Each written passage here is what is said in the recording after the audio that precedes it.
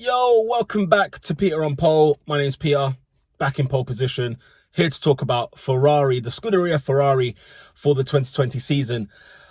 Ferrari, I don't know. I don't know what to make of Ferrari this year. I'm worried, I'm concerned about them because I think Red Bull, as I mentioned in the videos previous, I think Red Bull are the ones to watch out for. I'm going with Red Bull finishing second. I'm going with Max Verstappen to push Hamilton the most. Outside of Mercedes, because I think Bottas, by the way, yeah, watch out. That's my dark horse this year, Valtteri Bottas, but that's for another conversation. Ferrari, look, you got Sebastian Vettel, you got Charles Leclerc. Sebastian Vettel's last year, unfortunately.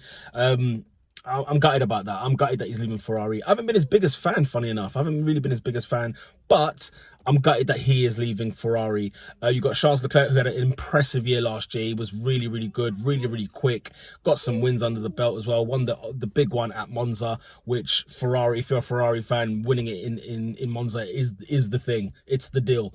As well as winning championships, of course. And Ferrari haven't touched silverware. I can't remember. It's got to be Kimi Raikkonen in 2007. I mean, that's going way back. You know, that's going way back. So Ferrari, look, they need to improve on what they did last year. Last year they finished second, but they fell off towards the end of the year. Too many mistakes, both from Vettel and from Charles as well. There was just too many mistakes being made by the drivers. The car was good. The car was quick. Actually, I think the car was the best last year. But the strategies, the Ferrari team, honestly, they annoy me so much when it comes to strategy, because there were moments in races last year where Vettel will be leading the race or Charles will be leading the race, and for whatever reason they just did everything they could to just mess that up, and I don't get why they would do that. So they have to make sure that they actually capitalize on this and really make better decisions when it comes to races. Qualifying, they're quick, they're good, but the race is what keeps letting them down, and it's just so annoying. They need to determine who their number... Do they even need to? See, that's the thing I'm challenging with at the moment with Ferrari. Do they need to have a number one driver? And I think that they are acting like one without actually officially saying it. So they're allowing both drivers to race, sort of thing. But then it's like, no, we want you to hold position during the races. And it's all a bit confusing. It's a bit muddy. And the truth of the matter is this. Vettel should be the number one driver, but Charles Leclerc is giving other reasons for him being the number one driver. So they've got two good drivers. They've got two very good drivers. And I don't know... You know, the decision for Vettel to not be at Ferrari next year has baffled me since the news broke. And I don't know whether that's because Vettel wanted to leave or whether Ferrari felt like, no, you know what, you're not giving us the results that we require. Either way, I just feel like they should have kept him. He should be there. The mistakes, fair enough. Maybe that's what they drew the last straw, because maybe they expected a championship from Vettel. And let's be honest, 5 years he's been there now. Is it? Yes, already 5 years. I can't believe it.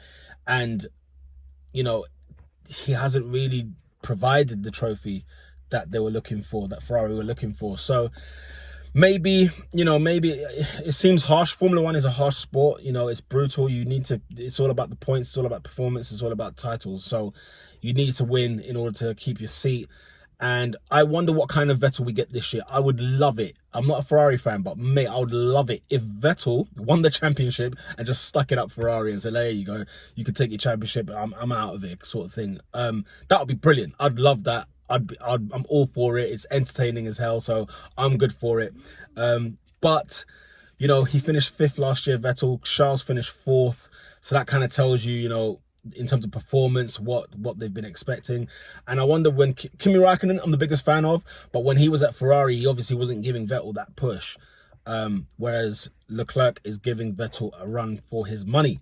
So, in saying this, I think they'll finish third in the Constructors' Championship this year. Just because I think they've just sort of stayed where they are. I don't think the pace has got quicker. And I think Red Bull are just a force to reckon with. And the first, you know, 3 races, you got 2 in Austria, you got 1 in Hungary. Those all suit Red Bull, in my opinion. But it'll be interesting to see how the big teams like Ferrari, Red Bull, Mercedes, how they manage these races, or how they manage the championship. Do they go gun-ho, winning the first couple of races, getting them points in the bag? Or do they sort of, as they would normally do in a 2020, you know, in a 22 race season, where you can sort of just steadily control, upgrade the car, manage the car, strategy winning, all that sort of thing, or because you don't know when this when the season's going to finish. As time of recording, we've got 8 races, and for all we know, it could end up being 15. It may go even less depending on what happens in terms of COVID-19, whether the cases rise.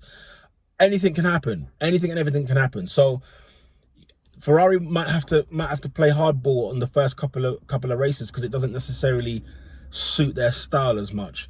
But it'll be good to see. It'll be interesting to see. I'm loving the car as always. I'm like the type of red they have on that car. I don't even know what to call it. It's just like a nice matte red. It looks superb. I love it. I love it and it accents the black as well. When the black is on the car as well, I think it looks brilliant. I think it looks amazing. And yeah, you can't call it a Ferrari unless it's all red. So yeah, it's a brilliant car. I love the car. Hopefully there's some wins and, a lot more wins this year to talk about with Ferrari. I think that was their downfall last year. Mistakes, whether it was driver and whether it was team management. I think there was mistakes all over the gaff. Whoever creates the car, whoever made the car, hats off to you, because you've done a superb job. That entire team done great on the car. It's just the drivers and the management. Those are the two that need to get their heads logged in together, and then hopefully we'll see a successful season for Ferrari. But other than that, I don't know. Let me know in the comments. Let me know your thoughts on that. And with that said, lights out.